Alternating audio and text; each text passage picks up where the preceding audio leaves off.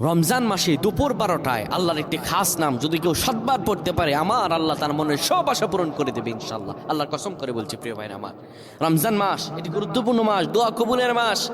রমজান শাহরুর রমাদান, এই যে রমাদানে আল্লাযী উনজিলা ফিল কোরআন, আমার আল্লাহ কোরআন নাজিল করেছেন। সুবহানাল্লাহ, কোরআন নাজিলের মাস রমজান মাস।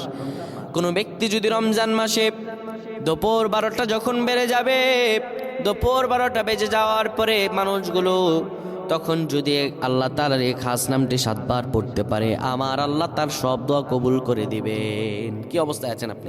সন্তান কথা শুনছে না, বিদেশে যাচ্ছেন কিন্তু যেতে পারতেছেন না, কোনো আয় উন্নতি নেই, ইনকাম যা করেন তার চাইতে আরও বেশি খরচ হয়ে যায়, বিপদের পর বিপদ, আপনি বিপদ থেকে উঠতেই পারতেছেন না। এই আমলটা করেন, এই আমলটা করেন, আজকে আল্লাহ তাআলা আপনাকে ফলাফল দান করে দেবে ইনশাআল্লাহ। সপ্তাহখানেক আপনি ফলাফল পাবেন ইনশাআল্লাহ।